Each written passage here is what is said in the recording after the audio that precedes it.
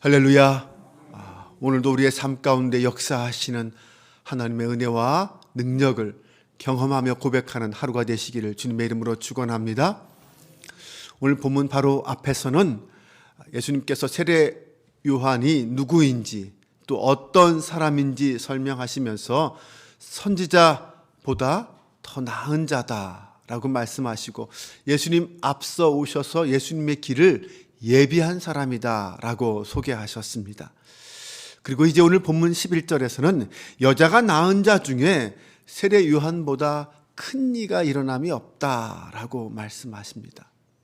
뿐만 아니라 천국에서는 지극히 작은 자라도 요한보다 크다라고 말씀하십니다. 뭔가 좀 서로 상반되는 말씀 같습니다. 세례 요한이 오기 전까지 천국은 감추어진 나라였고 그 활동이 중단된 나라였습니다.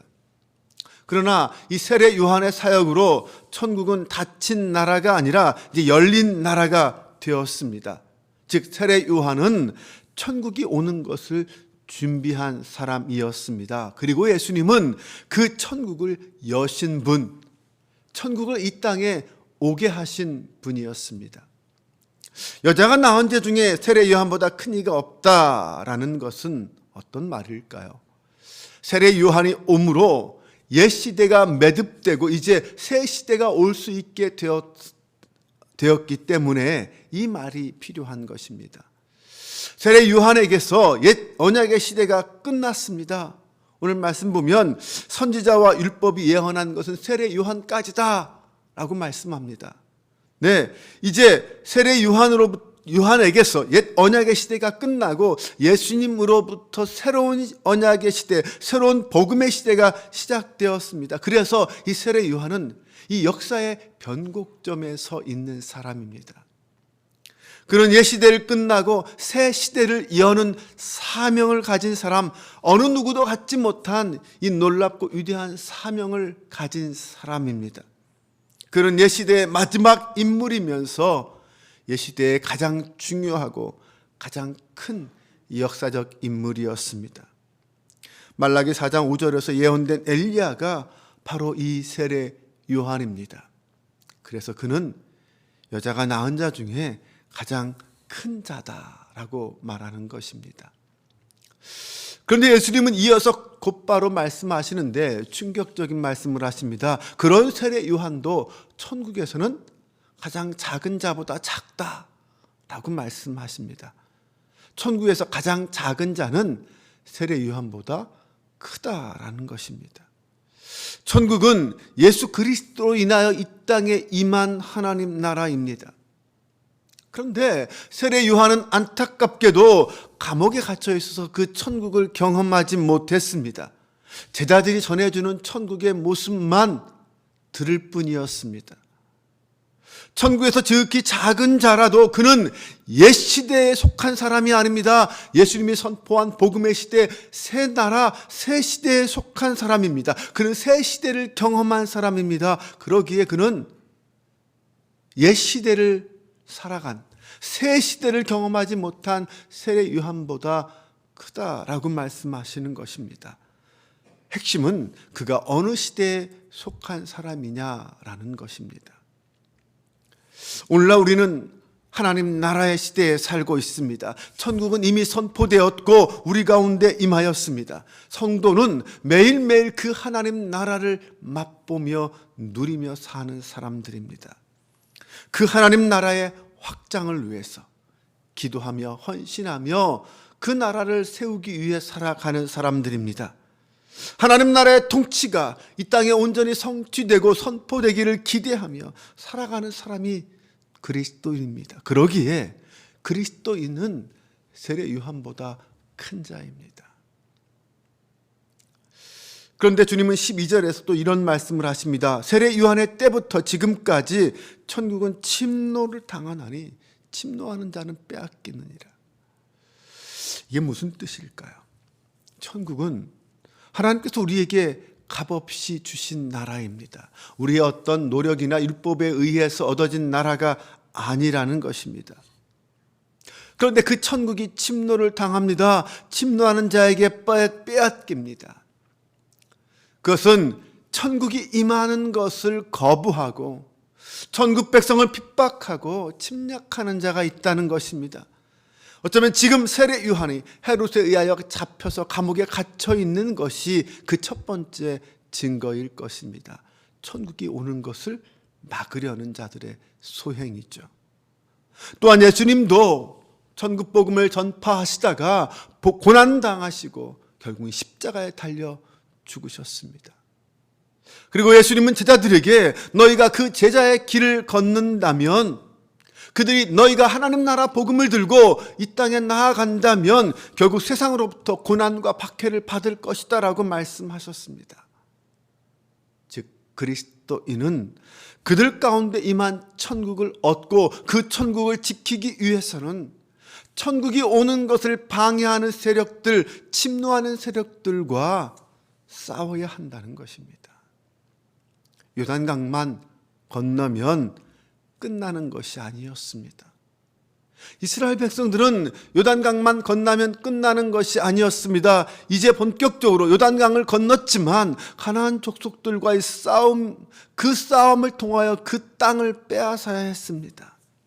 이처럼 오늘날 우리도 하나님의 주권적 통치가 임한 매일의 우리의 삶 가운데 그 하나님 나라가 이루어지도록 하기 위해서는 그 나라를 방해하는 악한 세력들과 매일매일 끝없이 영적 전투를 벌이며 살아야 합니다. 기도와 말씀과 예배로부터 멀어지게 만들려는 그 모든 세력들과 끊임없이 싸워야 합니다. 때로는 그것이 외부의 세력일 수 있지만 또한 그 세력은 내 안에 있는 세력이기도 합니다. 이 싸움은 주님이 이 땅에 오실 때까지 계속 이어질 수밖에 없는 싸움입니다. 매일 포기하지 않고 열정과 사명감을 가지고 하나님 나라가 이 땅에 이루어지기를 소망하며 복음을 위하여 살아가는 성도, 이런 성도가 오늘 저와 여러분의 모습이 될 수 있기를 주님의 이름으로 축원합니다. 16절부터 보면 예수님은 장터에서 아이들이 놀이하는 것을 비유로 당시 사람들의 영적 상태를 책망하셨습니다. 여기서 피리를 둔다라는 것은 결혼식 같은 잔치를 의미하고요, 애곡한다라는 것은 장례식을 의미합니다. 장터의 아이들이 결혼식 놀이를 하고 장례식 놀이를 합니다. 그런데 친구들이 피리를 불어도 춤을 추지 않고 애곡을 해도 가슴을 치지 않습니다. 무슨 말입니까? 친구들 중에 그 놀이에 참여하지 않는 사람들이 있다는 것입니다.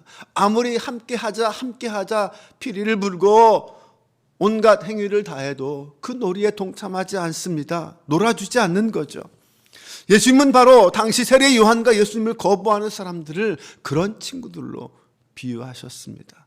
세례 요한이 와서 회개하라, 천국이 가까이 왔느니라 라고 선포하며 회개의 세례를 행하고 금식과 경건을 외쳤습니다. 유대의 종교 지도자들에게 회개에 합당한 열매를 맺으라 라고 선포했습니다. 하지만 그들은 결코 그렇게 회개하기는커녕 애곡하는 요한 앞에서 가슴을 치지 않고 오히려 요한을 비난하고 요한을 귀신 들렸다며 정죄했습니다.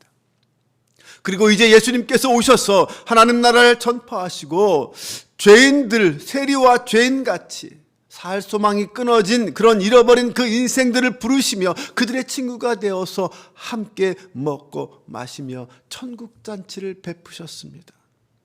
그러나 이번에 종교 지도자들은 예수님을 먹기를 탐하고 포도주를 즐기는 자라고 비난합니다. 세리와 죄인들과 어울리며 쾌락과 방탕을 일삼는 자라고 예수님을 정죄합니다.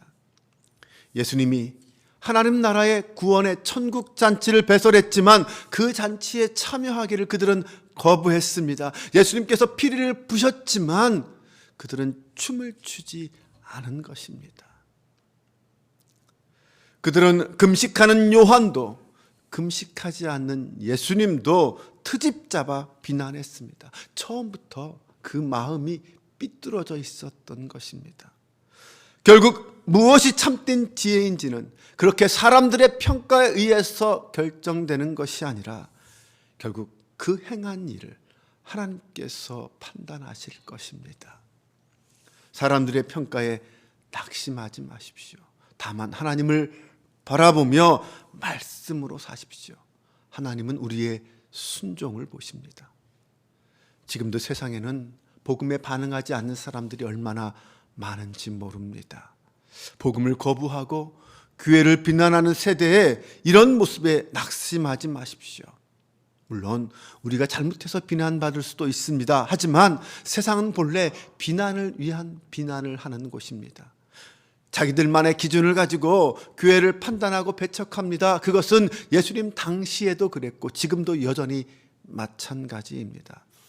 그들이 거부하는 것은 결국 생명의 주님이신 그리스도 예수님이십니다. 그들은 결국 예수님을 거부하는 사람들입니다.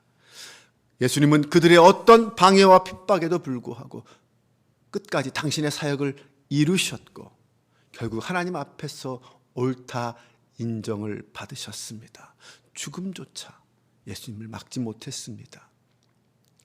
오늘날 우리도 그 어떤 핍박과 방해에도 굴하지 않고 진리를 거부하는 그들을 위해 기도하며 더욱 담대하게 하나님 나라 복음을 선포해야 할 것입니다. 하나님 나라의 백성이 하나님의 뜻대로 살려고 할 때 세상 사람들이 그것을 싫어하고 배척하는 건 당연합니다. 성도는 세상 앞에서 하나님을 경외하는 삶, 그 삶을 통하여 자신이 어떤 존재인지 자신의 정체성을 보여주어야 합니다.